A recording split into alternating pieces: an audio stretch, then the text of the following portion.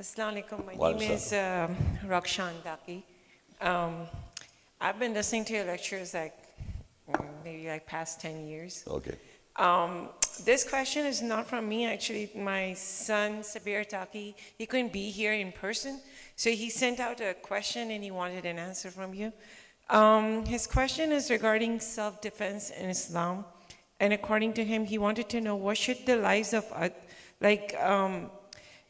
if you die protecting the others, is it haram or is it considered suicide? Like, for example, if a person is a soldier, and to what degree is killing okay? And to what degree can you sacrifice your life in defense of others or yourself? Is it considered like haram in Islam if you are trying to protect yourself in self-defense, or you're trying to protect others and you lay down your life? It depends upon the situation. Like if somebody joins the army, so if in the army, if he's fighting for a cause that is saving the country, so he is obeying the orders. It is not himself want to kill, but he joined the army and there's the war going on. But killing somebody, it all depends. Like suppose somebody comes with a gun in my house and try to scare me off, or if I've got the power to overcome, otherwise I submit. So it all depends upon the situation, what kind of a situation you were. But Quran does not allow to kill anyone. That's the very important point. The Quran does not say anywhere that you have wars against the non-Muslims, or it does not say that you kill people physically. On the contrary, it says that if you kill by accident, then you have to fast 2 months fasting and then give the blood money to the person you killed. Even the killer you cannot kill.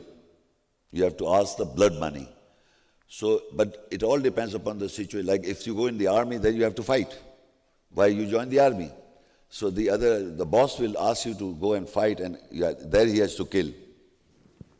You understand this? You have a contract with the army people of the country, and they make sure that you go and kill yourself. But for the cause of Allah, it is nowhere mentioned you kill somebody for the cause of Allah.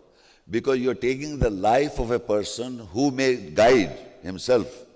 He may take guidance in the future. You took as if you can kill. You know the narration of Moses in the Quran. There was a fighting going on between Egyptian and Arab, and the Egyptian was of Moses' person and a so-called labeled Muslim, and he was fighting each other. So they called Moses. So Moses went and hit, and he was killed. His intention was not to kill, but he was killed. Immediately seek forgiveness from God. That even though you can kill the enemy, he is seeking forgiveness of God. So the lesson in it is that you are not supposed to kill, even if he is your enemy. So and the sons of two Adam, the narration there, it says that the one who are close to God, the one who is the enemy to God, would like to kill the person who is close to God. So people who are near to God, the other people want to kill him out of jealousy that why he is close to God.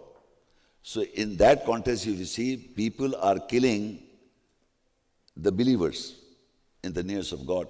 Then in the narration of the Quran, they killed the prophets, they killed the messengers, and they were the most righteous, truthful people in the world.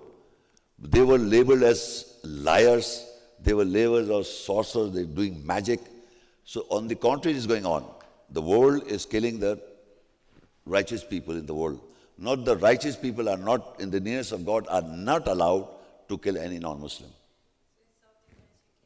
Self-defense, I said, in the situation, if somebody comes, if I've got the power to overpower, then I will fight. Otherwise, I can be killed. In self-defense also, you should know that if you've got the defense proper system, then you can defend. But if you're not in that position to defend yourself, you may get killed. Because the killer is a killer. You're not a killer. Otherwise, you take training how to kill. I mean, in my point of view, personally, I would say, I was a fighter before I read the book I was a boxer, I was a wrestler, and I had many things learned how to defend yourself. But I never kept a pistol because I don't know how to operate. So if that person comes, he opens a fire, and I just keeping and opening the. So if you're not good at it, don't take the risk. It is better if you're good somebody, then you can defend properly and save your life. But if you cannot, then you submit to live, because he can kill you. So in that case. Thank you. Thank you.